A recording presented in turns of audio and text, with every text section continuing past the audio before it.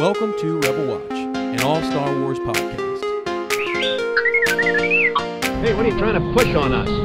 Perhaps you think you're being treated unfairly. Hey Star Wars fans, welcome to Rebel Watch. I'm Ez, and I am joined by my trusty co-pilot, Mike. How's it going today, brother? Very well, sir. How are you doing? I'm excited. Yes. I'm really excited. We got a lot done.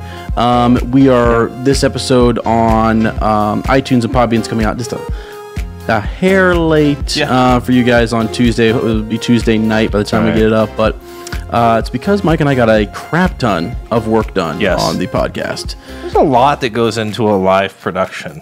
There really is. There's more than we realized. Especially when it's not in your normal location. Right, not in your dining room or your bedroom or my living room, whatever you want to call it. Yes. Yeah, so it's been an adventure these last couple of days.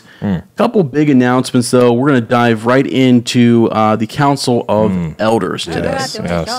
And Mike, You got something on your mind. I got a lot on my mind. Yeah. There's just something I want to do. I want to give back, Yeah. I want to help out. Yeah. I want to give back to my community, and I've been saying it for years, as you're a force for good. thank you. Okay? You're Thank a force you. for good in this galaxy. I appreciate you saying that. You're welcome. And we need more of that. That's right. We need to be the spark that lights the fire. To provide a new hope for those in need. That's right. Right. Whatever the phrase is. Sounds like a campaign that we're starting. It does. It sounds like a campaign. Yeah, Force for Good. That's right. So our GoFundMe page is live. Took me about 2 hours to get that figured out. So that's my bad. That's why we're a little behind today. We also sanctioned. We've been given the blessing by the Children's Hospital Foundation to run a live event at Barnes & Noble on May 12th and basically say the phrase that this is benefiting Children's Hospital Foundation. Thanks to those guys for taking a shot on a couple scoundrels. Yeah, I just hope it's Couple not no names. right. I just hope it's not their last shot. Right? Wow. The little reference to the book we're going to be talking about today. Yep. But yeah, it's we just wanted to do kind of a live podcast. We wanted to get our name out there, and then the more we thought about this, we thought let's do something where we give back to our community and to a nationwide sort of foundation that could that help those in need. So it has been a task. It's easier said than done. So to those of you who listen and have done something like this, you'll know what it's like to kind of get everything in order and figure it all out. So yeah, we are working on that. But we actually saw the flyers today in Barnes & Noble. We went in there and there's flyers, on us, promotional material going out there. So really cool stuff. So that's kind of our big update there. There will be the GoFundMe page. It's on our Facebook right now. You can check it out there. If you want to donate, we are hoping within the next week or so that we can get some funds rolling in from you gracious folks, or if you spread the word, if you know people who are interested in donating to something like that, spread the word. That is at GoFundMe.com/Rebel Watch, a force for good. Just Rebel Watch Force for Good. Is that what it is? There's no A in there. Why would we... Did we take the A out, or did we? We did take the A out. Okay, my bad. Okay, so again, that's GoFundMe.com/Rebel Watch Force for Good. We'll put it in the description. How about that? We'll put it in the description, yeah. So those of you that are listening, though, there you go. Go check that out. It's on our Facebook page. And anything that you can give us there, we're going to have some raffle materials at the live event. We're going to have some prizes, giveaways, etc. We get a little trivia trials. So, if you have a youngster and you want to bring them out, if you're in the area, you're in the Columbus area, this will be at the Columbus Polaris Fashion Mall. So we're hoping to get a lot of traffic there. If you can't make it, all right, some of you are listening from around the world, and we appreciate that, then we are going to work on the ability to do a live audio or a live visual stream. I know Mike's sweating right now because I wasn't supposed to say that, but I just did. We're 99, well, that's confident, 95% certain that it's going to go smoothly, but things always happen. We've been plagued by the dark side before with our tech. My God, if you go back to the beginning, the Sith plots that were destroying our equipment, that was kind of ridiculous, but I think we could pull it off. If anything, we've kind of figured out today we could at least do an audio live stream from there as well. So, but Yeah, and there'll be a voucher code. We're going to be doing a book fair with Barnes & Noble, so we will have a code probably next week maybe, or they might have to generate that the day of or the day before, according to the manager there. So, Lisa, shout out to you. Thank you for all the help.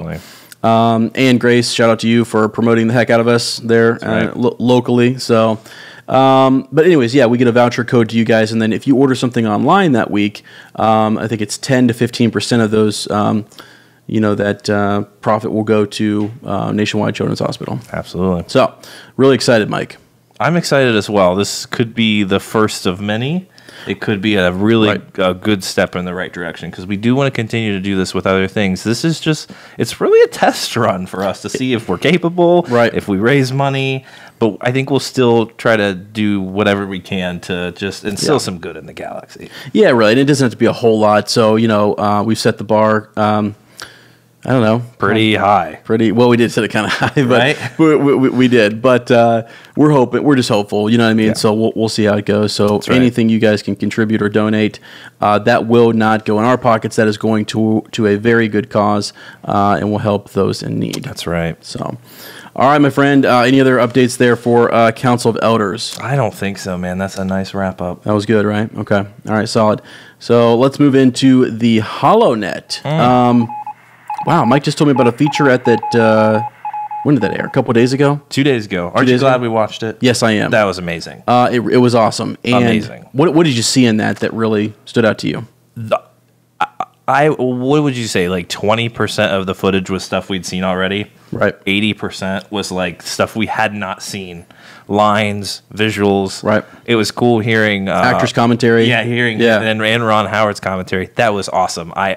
What took me by surprise the most is just the scenes where Han it looks like he's like in the infantry.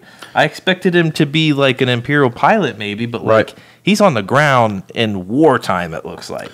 Right. Yes. Right? Yeah, absolutely. It was intense. I didn't expect it to look like that much of a war film.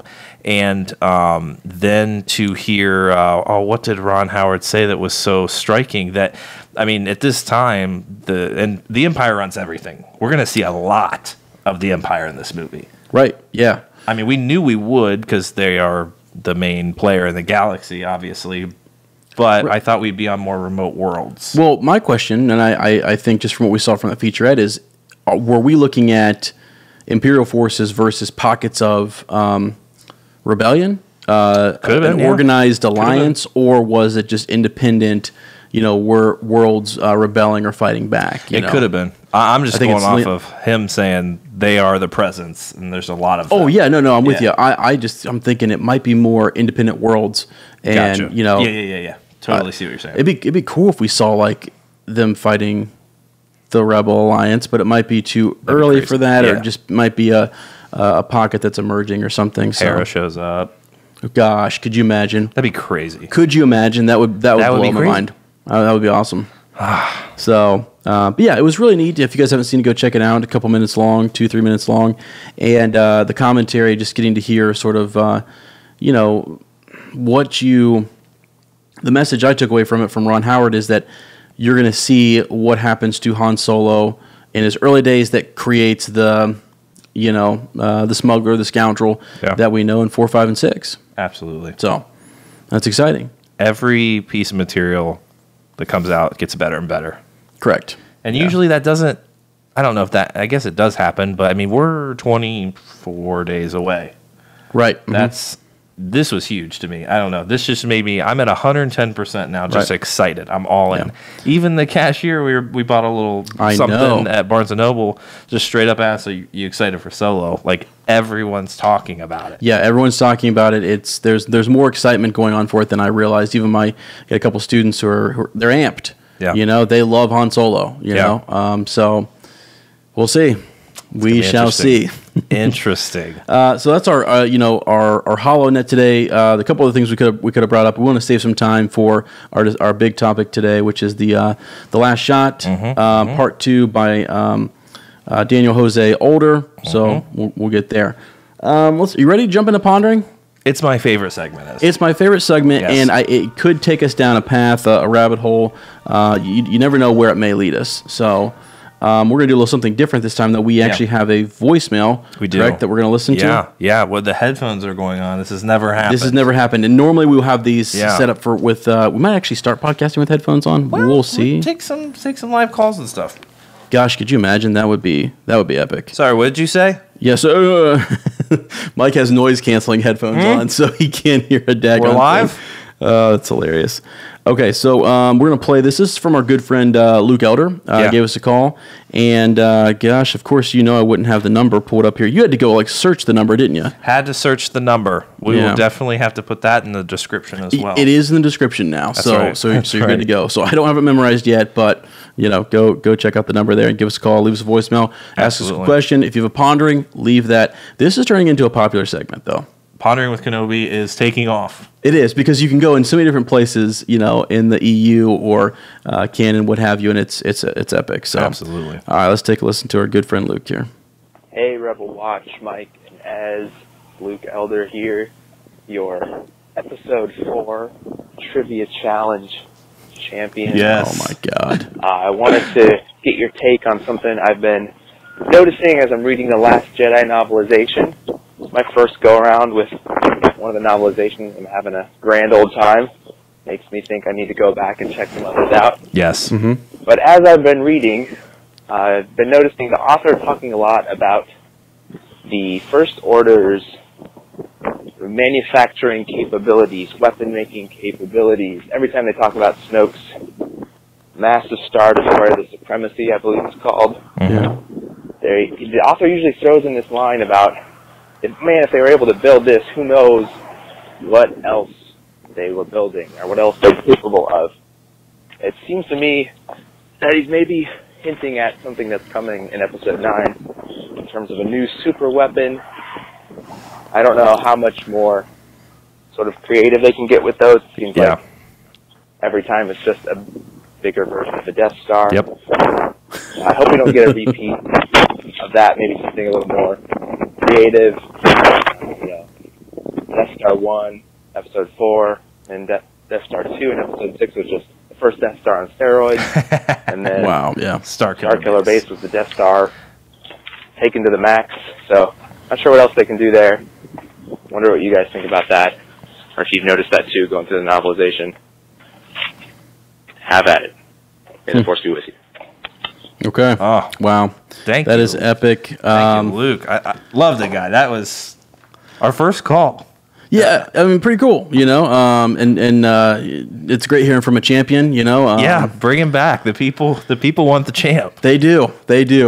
He is a force to be reckoned with in this galaxy, my friends. He is, and I mean, I think he actually might have been running the Columbus Half City Marathon when he called it. He might have been. He was panting a little bit. It was a little windy, wasn't it? It sounded a little windy, like he's making me running some errands. But he makes a good point, because I am also reading. I'm finishing it. I had to stop to read Last Shot, going back to the novelization. Even Finn feels guilty at one point when they're trying to get on the Star Destroyer to get rid of the tracking or whatever. Right. He feels guilty because he's like, I knew what they were doing out there. That's right. And I didn't even have an opportunity, or he starts to think, maybe I did have an opportunity to warn the Resistance and say, there's other stuff out there. There's a Dreadnought. There's the Supremacy that has, 1 million people on it? Right. Like, it is something that you kind of glaze over, but that they're building this stuff in the unknown regions. Right. Well, and I kind of forgive Finn for this just because of how quickly this took place. I mean, you think about it, but you're right. He does regret, almost like maybe before he left to rescue Rey, because when he comes back, he's injured and he's back to suit or whatever, whatever it is. But he does have that regret, almost like because he does seem kind of even Rose is like, this girl better be worth, what this guy's, putting into it. Or cherish him the same way that she's starting to, cherish him. But yes, could he have warned them or told them of these other things? And it does leave it kind of hanging as to, are there other things out there that they're building? And Luke's right, that they do kind of hint at that. What could it be? That makes a lot of sense. You had in 4, or I'm sorry, in 6 was mirroring 4 with an incomplete Death Star, and then again we had one in Episode 7. So hopefully we don't have something like that. It could be a little, get a little more creative, as Luke says. But yeah, buddy, there's going to be something. I mean, I thought Snoke's ship was pretty epic. It was cool. Well, in the Dreadnought too, I mean, that had a super weapon on it that needed to charge, and it could take out an entire flagship. So they're very hell-bent on having a super weapon, it seems, in all these movies now. So that's a great point. And is there better technology out there? Did they work with the Chiss? Did Thrawn help them develop? Whoa. I mean, Thrawn, let's talk about it. Holy smokes. In Rebels, he had his own TIE fighter interceptor, right? The prototype, yeah, they were, yep. So he's pretty tech savvy. True. Is he out there helping the First Order build new tech? I don't know, man. No? That would be... Is it Ezra Bridger? No. I mean, that's possible. Yeah. It's possible that they learned something. Obviously, you can see that Snoke has influenced the First Order, and he, I believe, is from the unknown region and had... and there's a lot going on. There's things we just don't know about it. We don't know what's coming through there or what's happening. So, if you look at it on the map, too, if you look at a galactic map, I mean, it's a huge region. Yeah. It is huge. So, we were honestly, when we looked at it the other day, we were talking about the Sith Empire. That whole empire was in the unknown region. Yeah. And Bach 2 is supposedly in the unknown regions, correct? I thought close. the novelization said it was. It might be. We need to fact check that. But okay, I thought it was too. Yeah, it's definitely in the Outer Rim. But anyways, who knows what they're building out there? And that's a great point, Luke. So. If it's another, will it ruin it for Star Wars fans if it's another super weapon? Man, you know what it is? Like the Death Star. What's crazy is it doesn't feel like that these, even though they had Starkiller Base, it doesn't feel like that's what we're up against. I don't know how to explain that, but it doesn't feel like... Well, like Kylo Ren's in charge now, too. Yeah, it doesn't feel like that's going to be his focus, right? It feels like he is the super weapon, you know what I mean? Let's hope so. More so than even... it just seems to be centered around him, It feels very different to me. I don't know. I get that there are super weapons and stuff that the Resistance has to compete with, but then again, the Resistance also has felt so small. It has. They've never felt very big. So I'm hoping we get like a bigger build up in the Resistance, or we learn more about what's happening. I don't know. I mean, the First Orders felt a little small too, and it was different too though when Snoke was in charge, because he had Hux leading this whole Starkiller Base deal, and Kylo was doing this other thing. But now that Kylo's in charge, his focus is probably going to be, well, that didn't work out. So now I need to handle this, and we're going to do it my way. Yeah, I could see that. So I don't know. I glossed over that kind of section too when they're talking about this new tech and ships, and I just kind of thought it was crazy because I just got to the part where Finn was just like, man, I probably should have done. I could have done something, even though I was in a coma and I woke up. But I should have done something about it. I knew about this stuff. Right. I guess the question is, what is it that they're building? What would they be building? You know what I mean? And that's, I don't know. It stumped me. The Chiss ascendancy, man. I don't know. For sure, I believe the Chiss will play a role. I'm starting to believe that. Eli Vanto. Is out there just There's gonna be something. There'll be a reference. Absolutely. So we'll see. Gosh. Okay. Still in pondering with Kenobi here. We've got quite a few to get to, and I'm really excited about these. Absolutely. So from our good friend Juan Cholo, aka Nick, our boy. Killing it. Always killing it. Always. So huge shout out to you, brother. We appreciate it. He says he loves the Pondering with Kenobi segment. Thank you. We do too.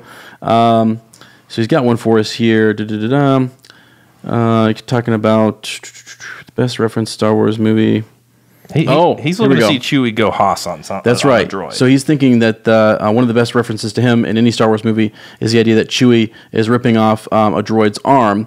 So if Ron Howard doesn't put that in there, then screw him. All right.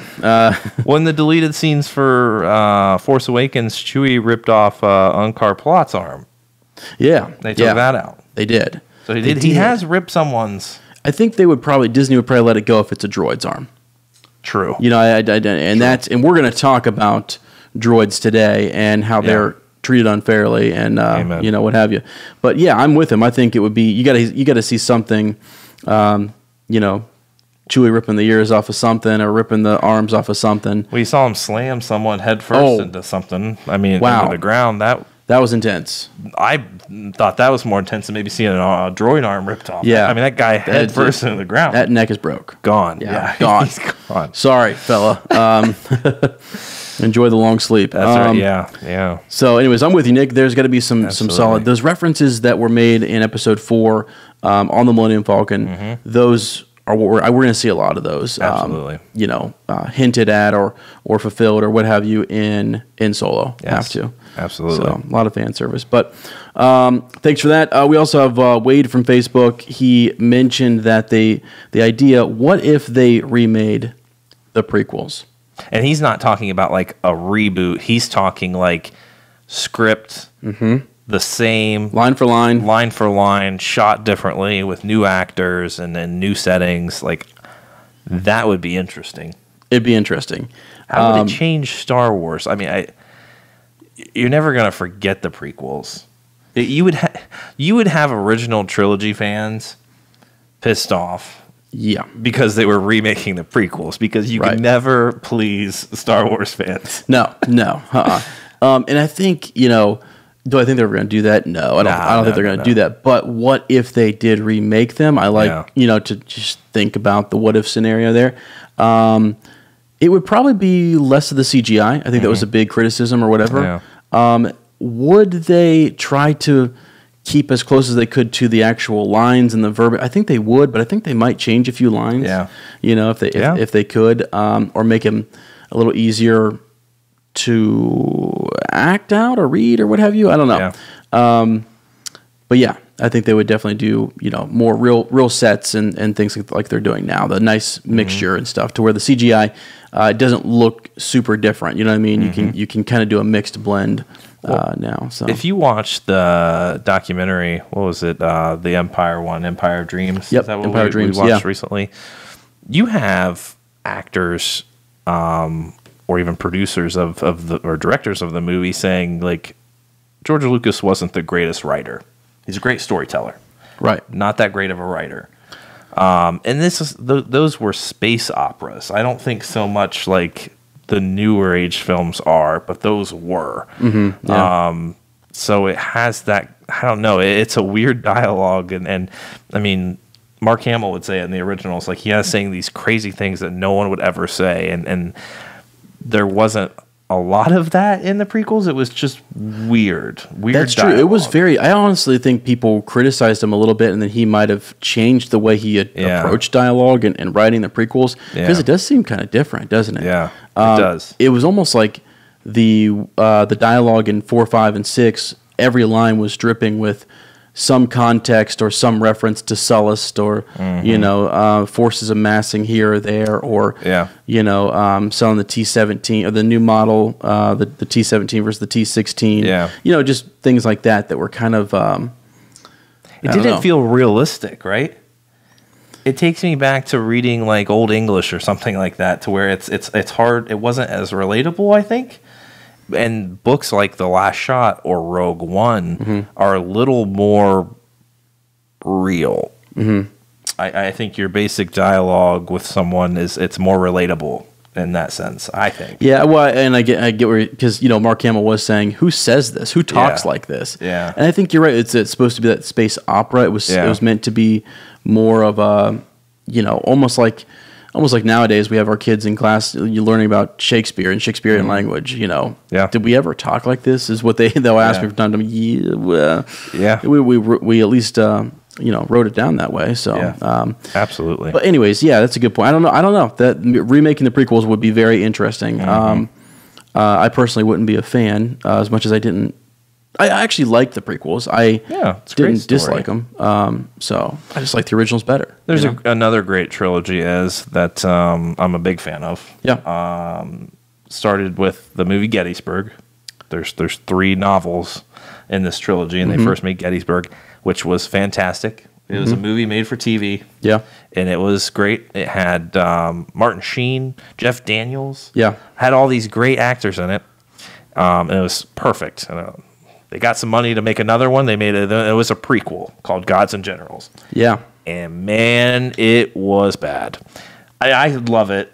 Right. But it reminds me of Star Wars, and that it was like Gettysburg was just, the dialogue was great, but then they went back and it was just this, I don't know, it was written with all like a bunch of biblical references, and it was as if people were speaking in more of an old time manner, and it just was hard to stick with. It was just, it drug out, and it was just, I'm asking now, did people really talk like that? Yeah. I don't know, but Gettysburg I thought was fantastic, and they took a step back.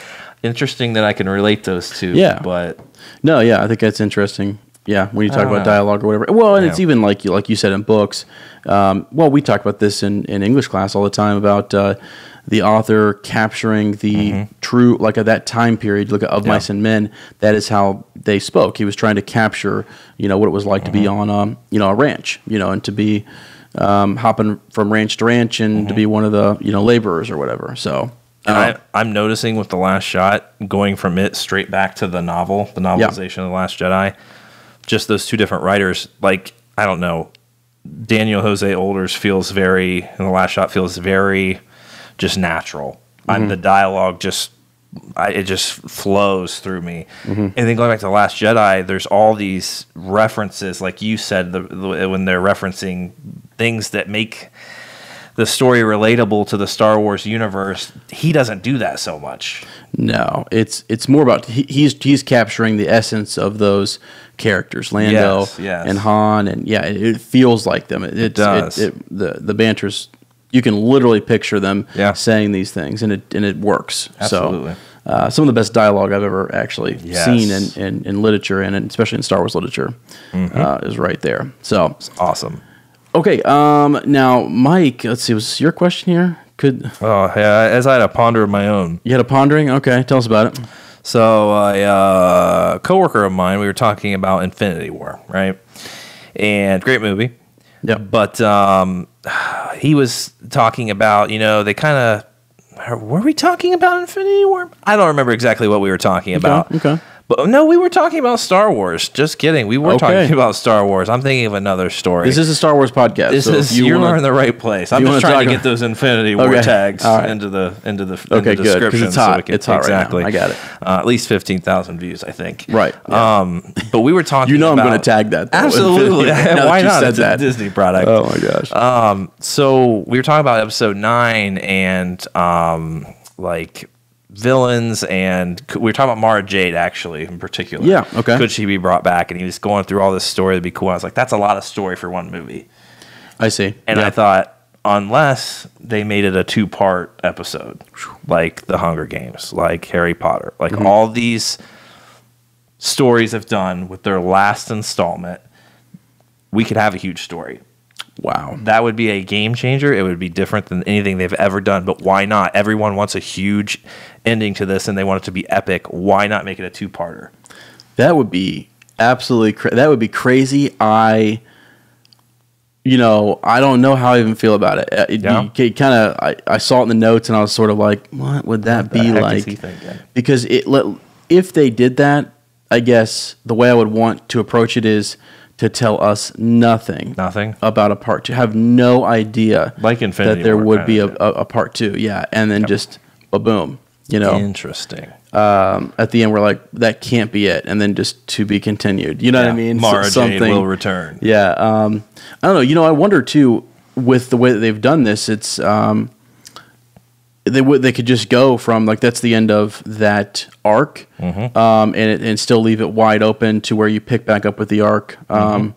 Later, it still could go into episode 10 and not be too far away.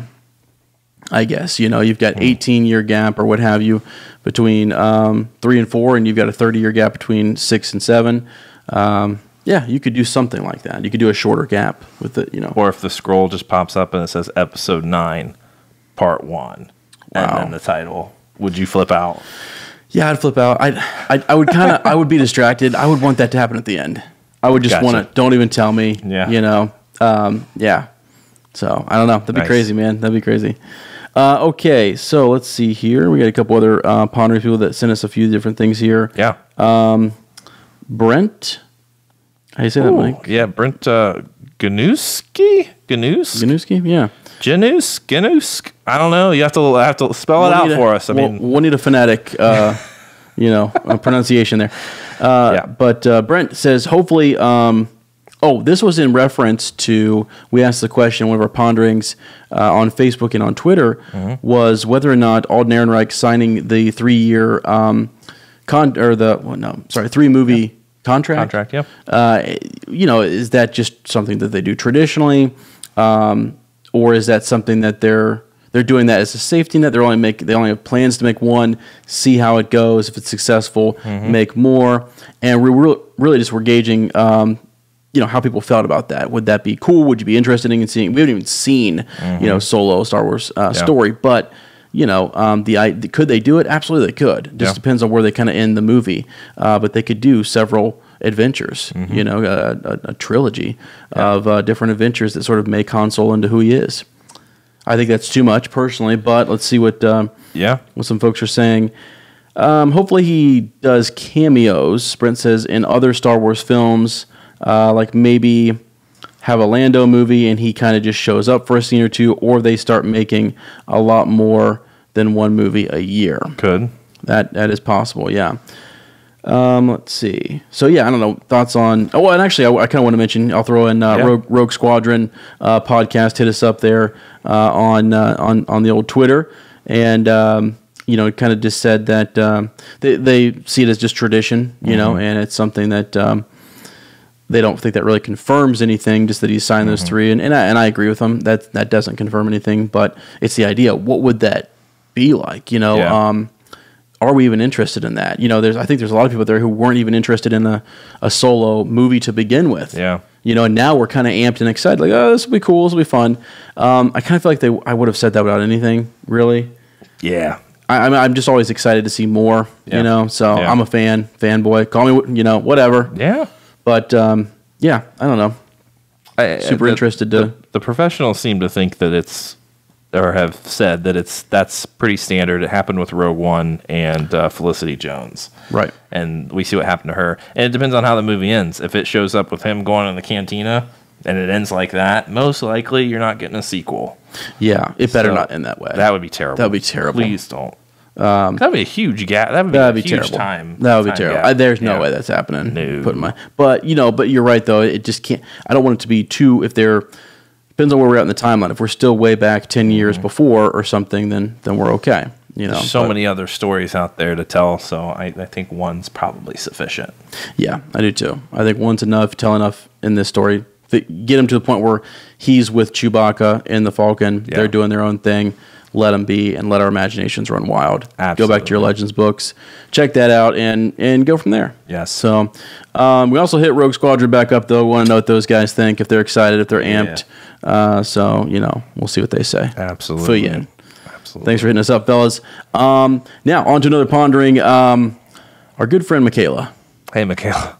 Hey, Michaela. How you doing? How's it going? How you doing? Been a long time. Been a long time, Anyways, so she mentions here, throwing out this idea, but we talked a couple episodes ago about Rey's vision and what was happening there, and that Force vision and the Force Awakens.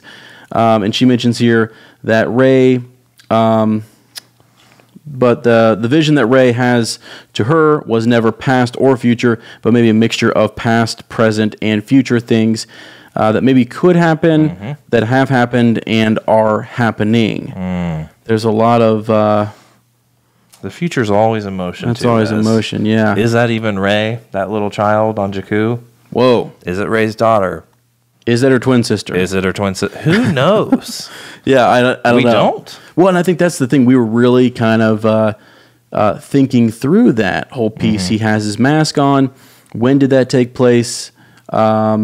He's broken his mask. Is that something he could remake again? Yeah. I think so because I believe he left his mask on Starkiller Base in The Force Awakens, right? Yeah, seemed like it. And then he gets a new one again. So I think he can remake his mask. I don't know. I never would have thought that we would be back to talking about that vision sequence because I thought we would get a lot of those answers in Last Jedi. Oh, we got none. We got nothing answered there. And I don't think we would be.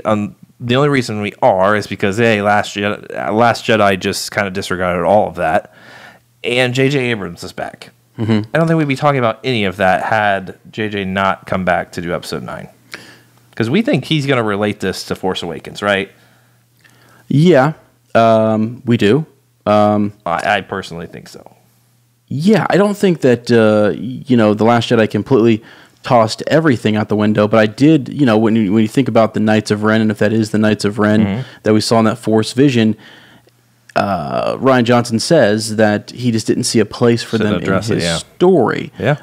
So it's not that they're not there, that they're not doing their own thing or what have you. They're still a real part of it. It's wide open. Do what you want with it, sort of thing. His focus was really, Luke. And so, I, like Michaela, see that as like, that could be a lot of different things. The more you look at it now, I think we thought that was a vision of the past and things that Kylo Ren had done at the temple, but now it could be things that we see in the future. It could easily be the future. Could be the future. It's a really long time ago, but it's still don't be mistaken. The future. Yeah. Am I right in that? I mean, he could put the mask on. He still could be with his boys. It could absolutely. That could be more of a thing where if you imagine in Episode 9 that he works towards let's say like a Jedi Order, or he goes back and retrains or beefs up the Knights of Ren, and Rey's got her folks. They're having a showdown with her disciples, and is she seeing herself as Kylo Ren in that moment? Could that be her going to the dark side? Who knows? It wasn't her cave scene, I don't think. But no, it wasn't. Who knows? I don't know. We thought we had it all figured out. Right. There's a great video for that. It's Who Left Rey on Jakku. Go check it out. Check it out. I think it's episode number 2 on the podcast. Second episode. Nailed it. We nailed it. Figured it out. That's right. So there it is. It's only 26 minutes, and we packed in a whole theory in that. It was epic. We've never been so concise. No, right never. on ever. Spot on. Probably never happened. Disney actually called us and told us to take it down, and I said, you know what? I'm not going to have that crap. That's right. Okay. Ryan actually had to write a completely different script. He did. Because that's why they went in a different direction. Well, Rebel Watch has it all figured out, so we've got to write something completely not related. Yeah. So we told them unless they want to pay us for the script, then And it wasn't cheap. Right. I mean, we went big. Oh my gosh. So anyways, there's some pondering with Kenobi. Right. If you have any ponderings, please hit us up on Twitter. You can follow me at Womprat_2M, or follow the podcast at RW2187. Use the hashtag pondering with Kenobi. That's right. Spell that all out too. I want a phone call though. I loved Luke's phone call. If he had not been running a half marathon, I think we would have been able to hear him better. Right. But or he was doing it at work. I don't know. I have to check in on it. Maybe he was working. Yeah. But I like that a lot. I want to hear our fans. Fans. We don't have fans. We have a community. Star Wars fans.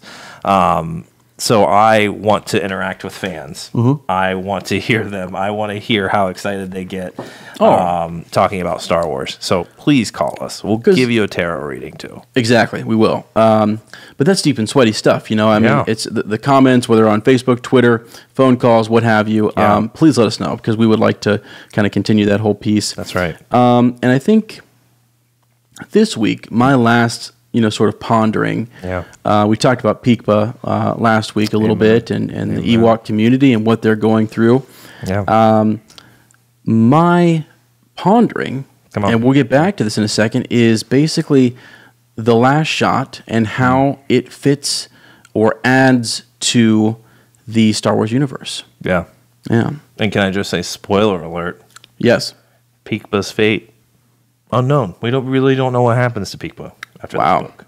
True that. So just saying. Yeah, just saying. So we will get to that in just a moment. We're going to take a quick break. When we come back, we will be discussing The Last Shot.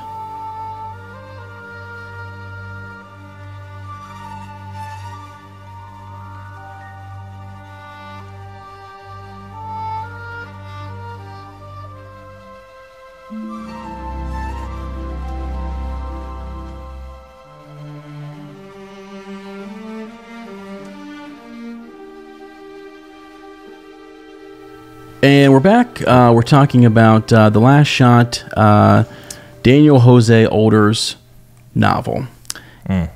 My friend, this is part 2. We're going to do a brief, just kind of summary of I guess part 1 and the whole book. Really, just very brief. Disclosure, we don't know really where we left off last time. We don't remember. This book jumped around so much. It did. So we apologize for that. But just in setup here, this book is kind of going back. I did remember talking about the timelines. Yeah. It jumping back and forth, starting on Chandrilla. Yes. And 2 years after the Battle of Jakku, which we talked about, Ben Solo is 2 years old. That's right. Going on 3, and Han and Lando are mixed up in, essentially they were tracking down an item called the Phalanx. Am I saying that right? Yeah. And the Phalanx. And what's the whole... Redux transmitter. So yeah, it's this transmitter that basically a guy named Fyzen Gore...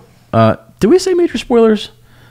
You should know major spoilers. I always get yelled at, so I want to make sure that I mention that. As long as it's not in the video description, okay, or the clip thumbnail, art, we'll be okay. We'll be All okay. Right, good. Yeah. So, anyways, there's this this transmitter that is able to corrupt droids, and kind of, according to Fyzen Gore, unhinge them. It's fate. Fate would say that this is their true nature, kind of like override their protocol. Isn't the transmitter is the tool that's used to reach all the droids? It's not so much the virus, so to speak, that he's created. Yes. Right? I think he's either I don't know if he constructed the Phalanx or not. I can't recall if he actually did it or if it was something that he did. He did. He did. I believe he created the transmitter. Isn't it that he has the virus uploaded through the transmitter to all the droids?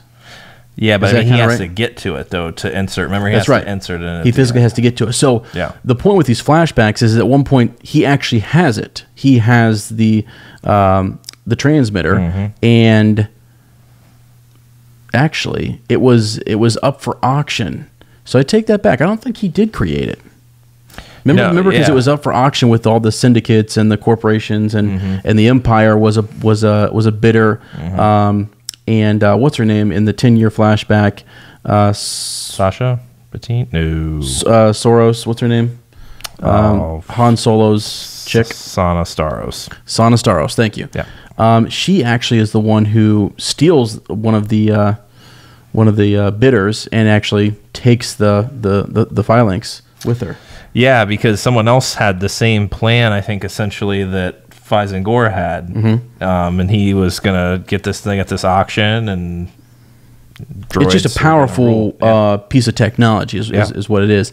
And so I think Fyzen Gore was to use it in this capacity to basically turn droids against humans, aliens, what have you. And, so that was his goal. Everyone else wanted it for different purposes. So the transmitter itself is just this powerful piece of tech. And he had the capability to manipulate droids. Droids, yeah. He empathized with them and thought that they were better than, or they refer to humans or any other organic species as organics. Right. And he thinks they're inferior because eventually they decay and rot and things like that. And they can evolve, but so can droids, and droids can last forever. They can always be repaired. And they should rightly rule the galaxy. Right.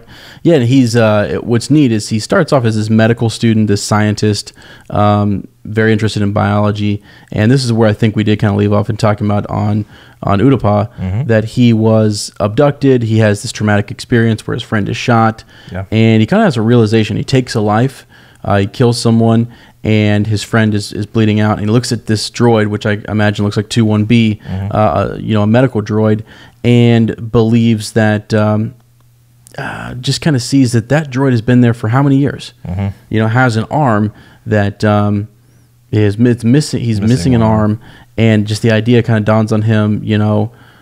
Would we ever give him someone else's arm? We take droid parts for our own self, and we kind of go cyborg or whatever, but we wouldn't do the opposite.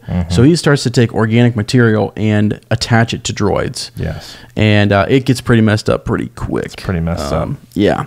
So anywho, back in the day, 15 years ago, Lando and L3 are tracking down Fyzen Gore. And so I think there's two different things here. The transmitter, I'm not sure. I think he was prepping to get the transmitter in a location which it could not be found. Yeah, tracked. Yeah, it couldn't be tracked. And so it's like an asteroid belt, right? Right. And Lando doesn't really know what's going on, but L3 very much knows that this Fyzen Gore is doing things that she believes is very. What's the word here? Concern. The droid community is worried. They're worried about it. Yeah, some of them. They're worried. Yeah, it's because by trying to like free them from their protocols or whatever, it's actually not doing. He's just turning them. He is actually himself putting a constraint, a control on them, and forcing them to bring about like an apocalypse. Yeah, inside of cities and towns and things. So. Anyways, L3 is working against that. She goes to some of her droid friends who have been attacked by Gore. And we didn't know at the time, but he's setting up this way in which the transmitter can be shifted around the galaxy and untraceable, untrackable. So that was the whole 15-year plot there with Lando. And they keep bouncing back and forth to it. And you get a little bit more, a little bit more, a little bit more, a little bit more. And you kind of figure out at the end of that, what happens with L3? Isn't it that she... L3 was prepared to, if this ever happened, she had created an assault team. Okay. Right? Yes. Yeah. Yeah, you don't really know what happens to her, right, unless I missed it. No, you're right, because L3 is in this upcoming movie.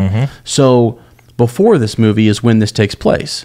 So before Solo Star Wars Story, you've got this flashback 15 years ago, and you have another flashback that's 10 years ago with Han. So somewhere in between 10 and 15 years ago, before the Battle of Jakku, you have L3 still running around with Lando, but at some point she leaves Lando. Something happens. Right, and that's after the Solo movie, right? Because the now portion of this book where we see Han and Lando together, the now is 2 years after... Jakku. Yeah. And she's not with him. Not with him. Right. The only time we hear a reference to her is at the end of the book, where Lando comes across he's at the transmitter and he's pretty much outnumbered by evil droids. With organic limbs. Yeah. And organic limbs and Wookiee parts. Yeah, they have Wookiee parts and stuff. And all of a sudden this assault team shows up. And he's like, they look like they're L3 droids. Right. So, and they save him essentially and say, L3 build us. She prepared for this. Thank goodness for her. But you don't really find out what happened to her. No. Which is crazy. There might be a comic or something later that fills in that time. Who knows? Yeah, I bet there will be. She's very... she's fighting for like more droid rights. Yeah. And she's pushing for things that sound similar to Fyzen Gore, but not. They're very different. And she always appreciated like Lando's banter. He at least listened and cared. I mean, enough to like go along to just say, all right, let's go. It's important to you. Let's take off. Yep. He might think it's silly, but he's still there. Yeah. And that's more support than I think she's gotten from most people. So there's that whole piece. Now, Flash, so that's 15 years before the Battle of Jakku. Now flash forward 10 years, and we're with Han Solo, Chewbacca, and Soros, you said? What's her name? Sana Staros. I can't remember it. Sana, I'm sorry. Third time I've tried to. Sana, and she has actually, what has she done? She got the filings, right? Yes, they had it, and they were going to, Han didn't know it. They needed to make some money to pay off some debts. They're smuggling, whatever, scoundrels. And he doesn't know it, but she sets up a deal to sell it to some crime syndicate. Right. He's like, what are you doing? Like, we need this. She's like, we're going to make a ton of money doing this. There's pretty much a standoff to where this crime syndicate's like, we're not going to pay for this. We have guns on you. We're going to take it. Right. And all of a sudden they pull blasters on them, and to get out of the situation because they're outnumbered, Han sends the thing out into space. He's just like, oh, you want this? Go get it. And it almost goes out like a trash chute or something, doesn't it? And they all go chasing after it. So they lose possession of it. Right, yeah. I think at one point, even Phison... What happened? Phison Gore was there on Takodana and is fighting with them. And I mentioned this in the last episode, and I can't even remember it. But he regains possession at one point, and they're able to like kind of take it away. And then, like you said, Han is able to get it the heck out of there. I don't know if he knew how dangerous it was or not, but I don't really think he did because it's kind of something he's forgotten really and doesn't think much about. Later on, he didn't really know what it was. He recalled there was some run they did on something that was really desired, but I don't think he knew exactly what its potential was. Yeah, or did its they function have a fire? They had a firefight with someone, a shootout. It wasn't the crime syndicate. Was it Phison Gore? It was Gore, but there was also a syndicate after them too. Yeah. But I think they did encounter him in the beginning because so both Lando and Han in these early years had very similar encounters with this thing and didn't realize it. They didn't know each other, that the other had such an encounter, right? Right, that's right.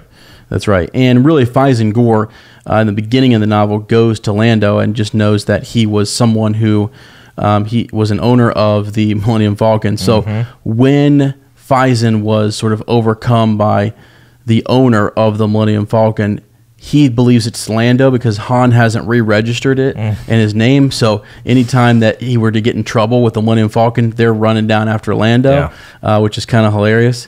And so that's how Lando really gets involved, even though he was involved before that, but he doesn't tell Han that until later. Did you say Han? Han.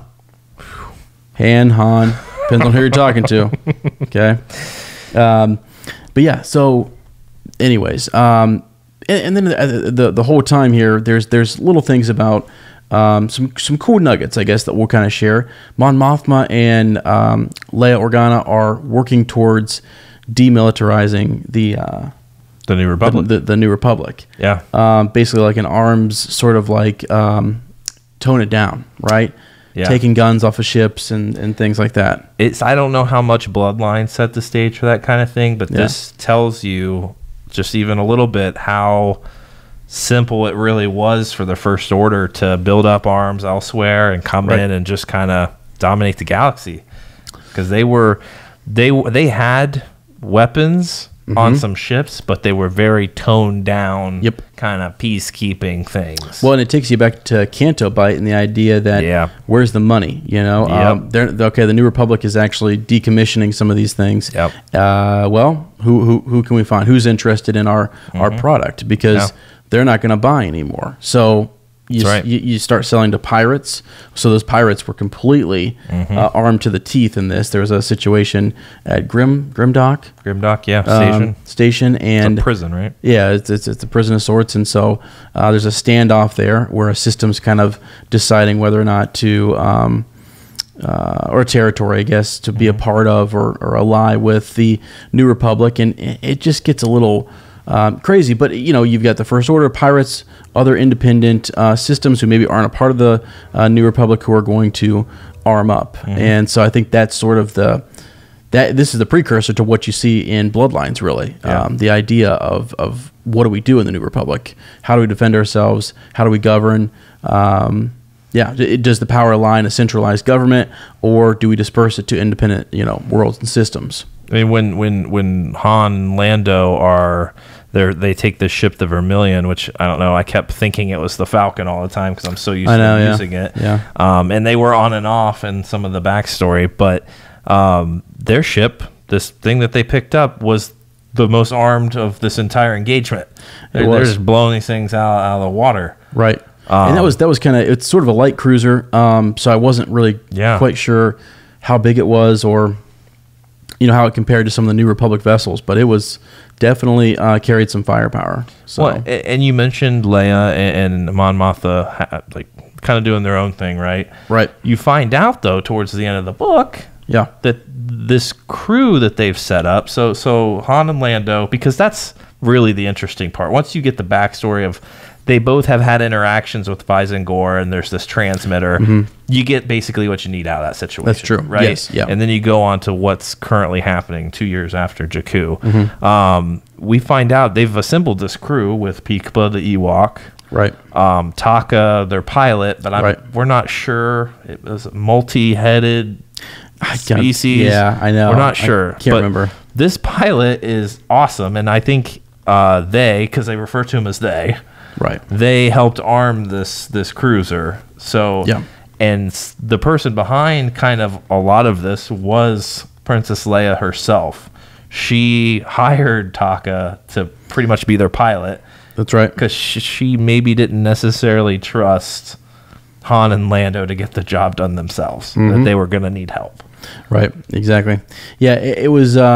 You're right about too. Once you get past the idea that, and I guess to kind of finish, because I want to talk about like big topics or whatever. The piece with Feisengor, and just how that wraps up. Because we can get back to all these other guys, but it's pretty simple. I mean, they have to beat Feisengor to the phalanx, and they use Peekpa. They use they look at maps, and they're able to just to kind of figure out how it's moving around the galaxy and where it's at. Because it leaves the transmitter leaves a trail of where it's been. It's not its current location, but where it was like yesterday. Right. And so they figure that out, and that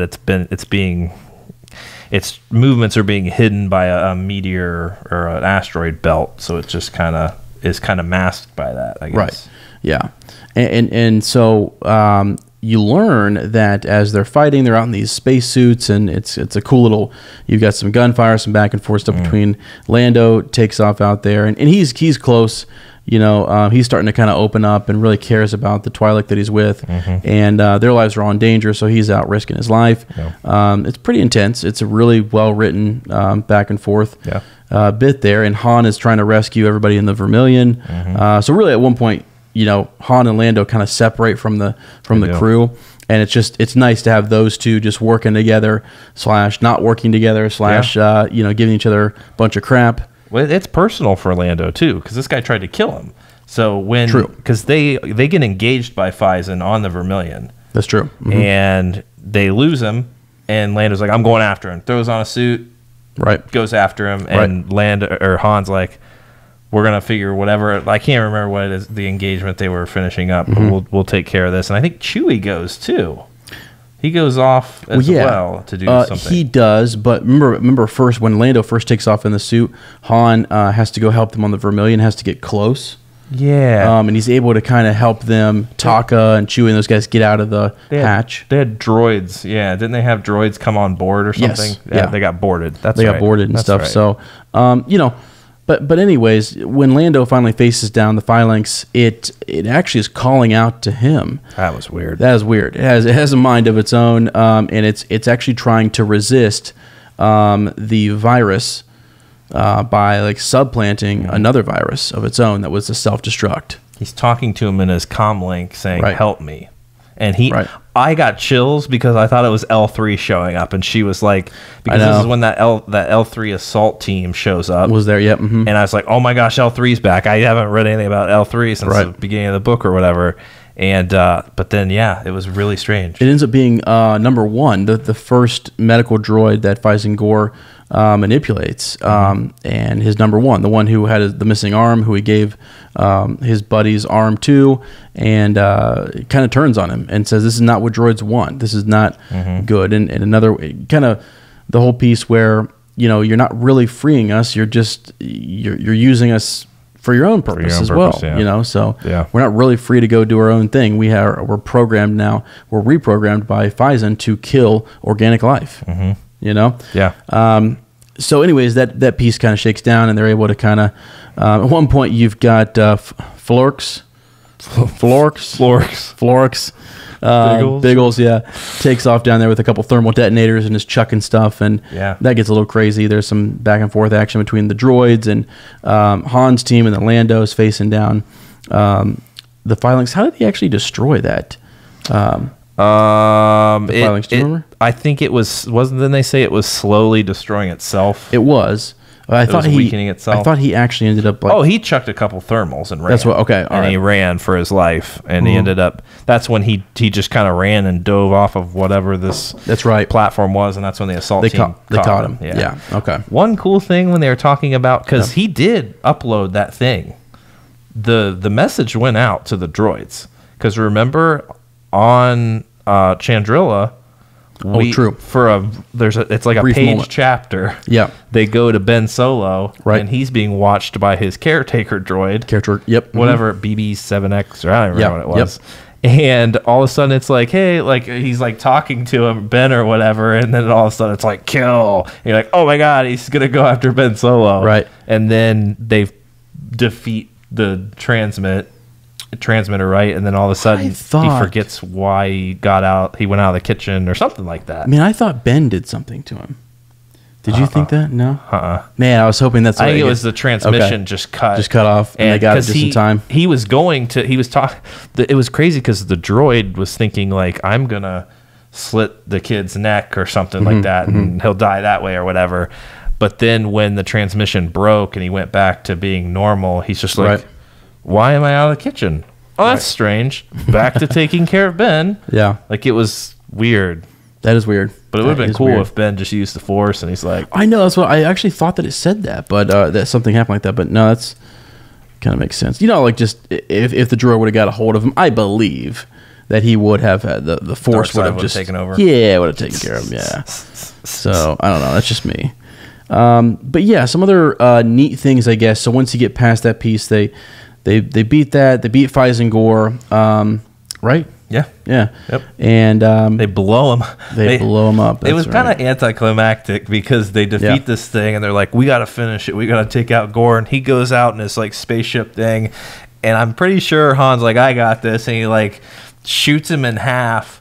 They make a joke that I almost thought it was about Darth Maul being split in half. Because someone says that's not going to cut it or whatever. It almost felt like they always come back. That's true. Yeah, that wasn't enough. Yeah. And then they shot him in the head and his head exploded. That's hilarious. That finished him. Yeah. And it's like they couldn't put a blaster on him the whole time, but then at the end whatever.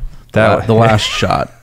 The last shot. Here's something else too that I thought was kind of cool. I mean, the space suit kind of scenes with their using jetpacks and stuff was kind of far-fetched, but having seen Rebels and things like that, did those kind of those scenes remind you of Rebels, tying that kind of stuff in? That's exactly what it was. I was thinking it myself with the jetpacks and just being out in space and doing what have you in the suits. Definitely felt like a tie-in to Rebels. Definitely. That was cool. Definitely.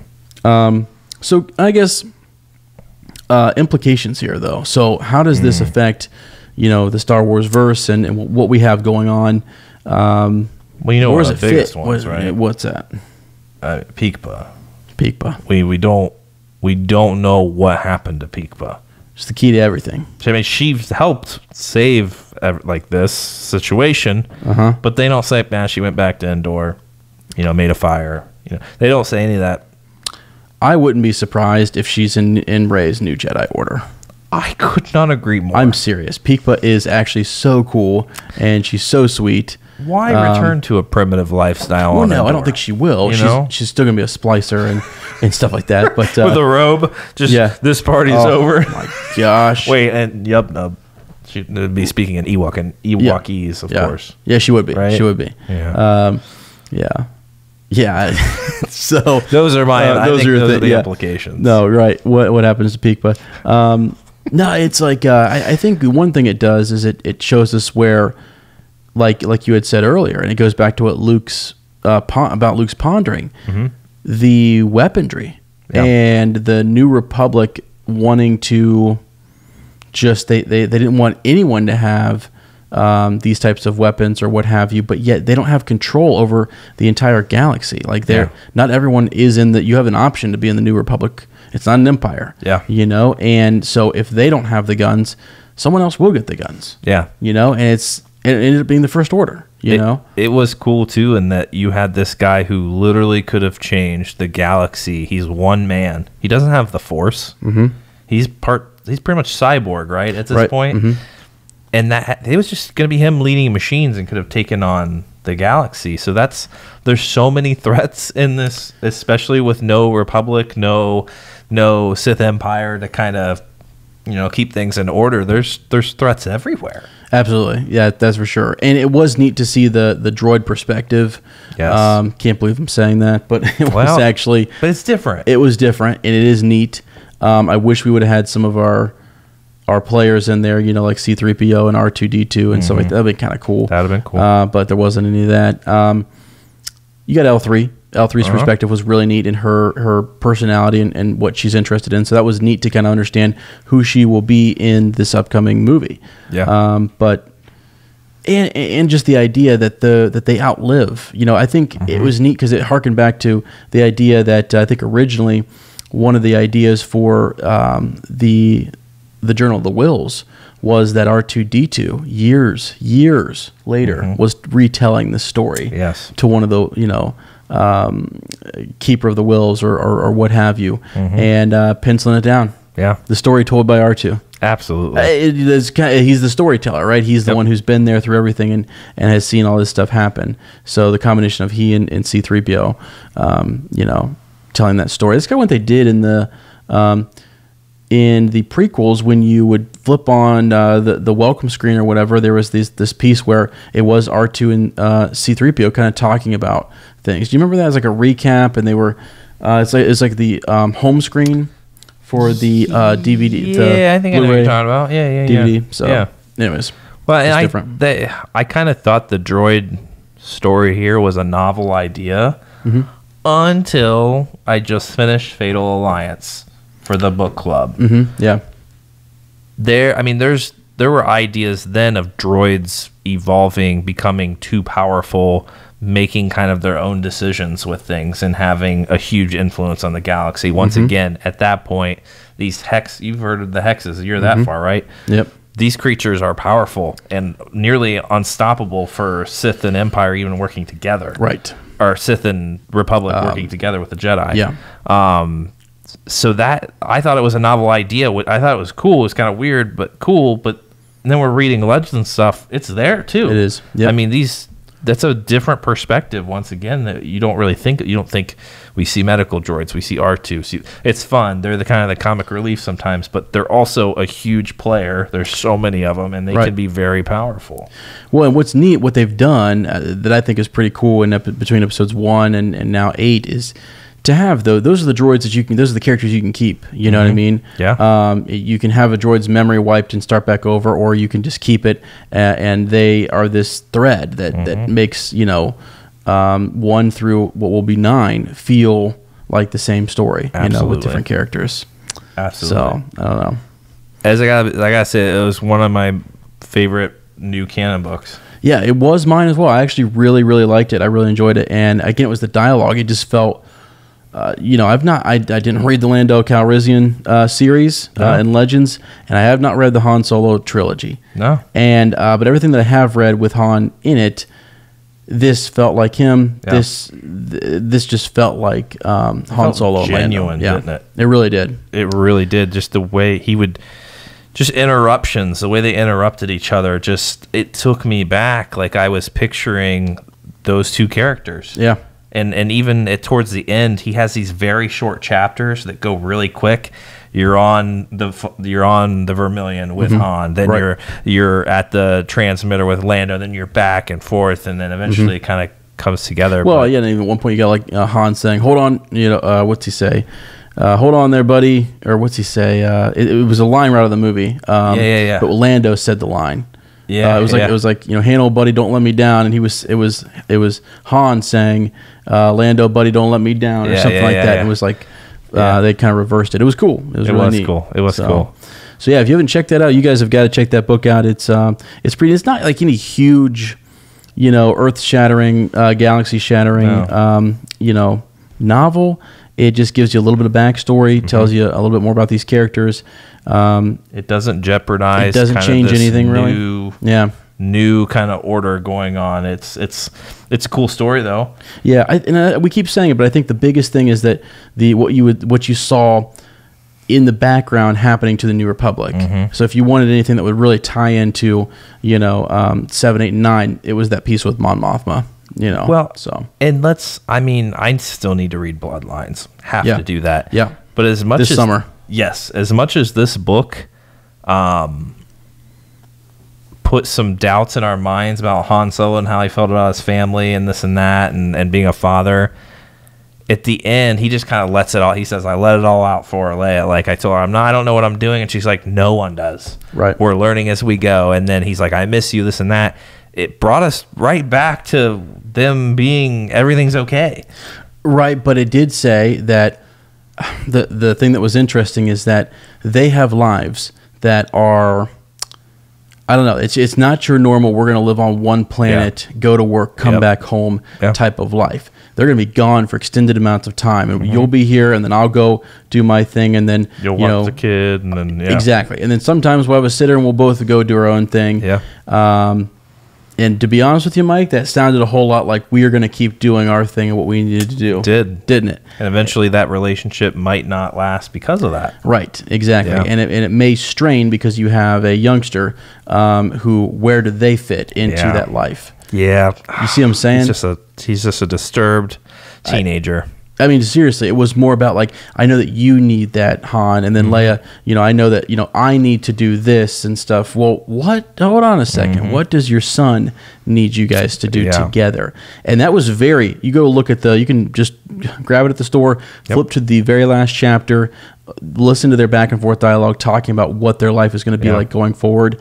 And that completely foreshadowed and showed you how they were, where their minds were in respects to their son. Great point. They weren't thinking dark side. They weren't thinking anything at that point. Leia might have had some foreboding stuff going on when she was pregnant, but they get too bogged down and too, like engulfed or whatever. What's the word? With the, they lose kind of sight of stuff that's going on in the New Republic, and they just got too busy. They let their that professional life, their job, kind of trump their personal life and the raising of their child. Is what it sounds like. Great story for parents there. Yeah, I think it is. Great parenting story there. I mean, your child could turn into Kylo Ren. Yeah, if you don't. Yeah. So figure it out. Oh goodness. So, anyways, that's it. That's it in a nutshell. That's that is part 2 of The Last Shot. So, kind of, just wanted to get that guys out to get that out to you. Hopefully, have a chance to read it, and hopefully you have read it. And we didn't just spoil everything, but whatever. It is what it is. Yeah. We're gonna be discussing it more at our live podcast from Barnes & Noble on May 12th. So if you join us there, we're gonna talk about that a little bit more. We will actually have some Mike out in the crowd. The few chairs that we put out, with some folks sitting in there. Hopefully we can get some comments or questions and get some reactions and stuff, either to the book or to the Solo movie coming out, and see where we go from there. So absolutely. Any other thoughts, Mike? No, solid book. There's another book coming out, Most Wanted, right when the movie premieres, and man, I feel like I gotta go back and read some other canon stuff before this. Yeah. I just don't know how I'm going to get to this one. You will. I think you will. Yeah, it's a lot.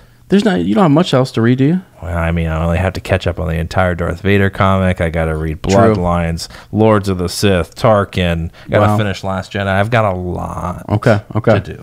Okay. All right. I like it. That's good. That's fine. Full plate's good. That's why the reading club's there, right? Or is it only Legends material? No, it's for everything. We might have to. Currently focused on Legends, but then we're going to also keep diving into all that goodness, that canon stuff. Actually, once we get past Solo, as an update, we're going to be bringing back some of the comic books. Mike and I have kind of we lost sight of the Darth Vader comic series, and really want to check that out and get back into it. Our good friend I Eat Tacos is always spoiling us with some images of that comic book on Instagram. So pumped. Really, appreciate seeing his interest in that. So now you got the first 3 issues of the Thrawn comic. Right, exactly. I did, yeah, and that's the new one's coming out this June. I think the next one is in June or May. I can't remember. So yeah, we'll check that out. We'll get caught up on that and see where that's headed. We have the Thrawn novel is coming out too this summer. Yeah. We got a lot to read. Yeah. So some good stuff happening. Absolutely. Really excited for. Again, one more plug here for our GoFundMe.com/Rebel Watch Force for Good. Again, that's GoFundMe.com/Rebel Watch Force for Good. If you guys want to hit that up, go ahead and donate. And, help us out. We want to try to grab a couple prizes, some gifts, some giveaways, and what have you for the fundraiser and for the event. Just want it to be a good time. We want some kids to be able to come in and grab some, some fun, cool prizes and stuff like that. So, that would really help us out if you guys wouldn't mind doing that. And check us out on patreon.com/Rebel Watch Podcast. We're uploading some Rush Hour stuff. Mike and I are going to be starting, as long as he's okay on I-70. It can get a little frustrated. It gets a little crazy. But you used to be a pod racer, right? That's true. Yeah. Best in the galaxy. Right behind. The only human to do it. Oh, okay. Yep. Right, because Anakin doesn't count. Nope. Okay. Nope. Good. All right, guys. Well, I think that's it for this week. Thanks for listening. We really appreciate it. We'll be back next week on Tuesday, 6 a.m. We'll be back on schedule there. Yep. And I think actually next week, Mike, we are going to have my good friend Grace. She's going to be on to kind of talk us through some Legends material, talk about post-episode 6 books.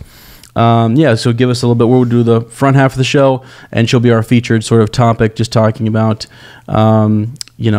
lots of good stuff. We're bringing back the Mortis gods, talking about some of that goodness. So it's going to be a lot of fun. So looking forward to that. So stay tuned for next week. Okay. All right, guys. Thanks so much. We appreciate it. And as always, may the Force be with you.